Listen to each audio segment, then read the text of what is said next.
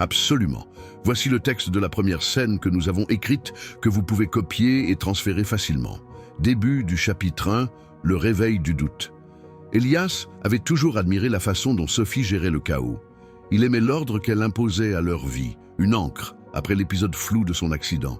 C'est peut-être pour cela que le reçu froissé l'a frappé comme une dissonance dans une partition parfaitement jouée. Il l'a trouvé glissé entre les pages d'un livre de poésie sur la table basse.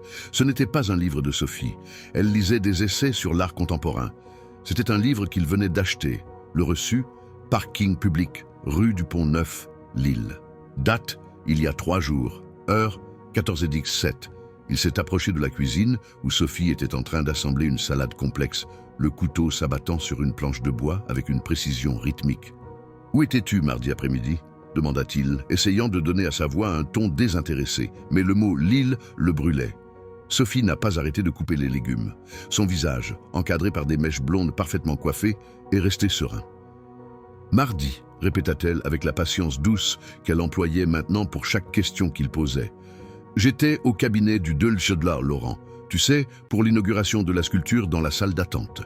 C'était réglé pour 15 heures. Pourquoi ?» Elias a posé le reçu sur le comptoir. Il était si insignifiant et pourtant si lourd. « Alors dis-moi pourquoi ceci indique un parking à Lille. » Sophie a finalement arrêté son couteau. Elle l'a regardé, non avec de la colère ou de la peur, mais avec une sincère inquiétude. « Ah, ça, mon Dieu, j'ai oublié de t'en parler. » Elle a soupiré, faisant un pas vers lui pour prendre sa main. « J'ai fait une petite escapade secrète pour trouver ce cadeau. Je voulais attendre l'anniversaire de ta sœur.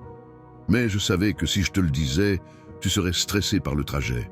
C'est pour ça que je t'ai dit le $2, Laurent. J'avais besoin d'un alibi tranquille pour 1 heure. » Elle lui a tenu la main, ses yeux bleus grands ouverts. « Je suis désolé. J'aurais dû te le dire, mais je voulais éviter de t'inquiéter. J'ai vu comment tu étais après tes séances. Tu ne crois quand même pas que j'ai... » Elle n'a pas fini la phrase, laissant l'idée horrible flotter dans l'air. Elias a regardé le reçu. Sa mémoire lui a soufflé. Elle ment.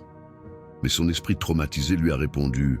Elle a une explication parfaite. Elle a l'air sincère. Tu devrais la croire. Tu ne devrais pas t'inquiéter de ces choses. Que souhaitez-vous faire maintenant? Continuer le chapitre 1 ou passer à la description du fameux cadeau que Sophie prétend avoir acheté?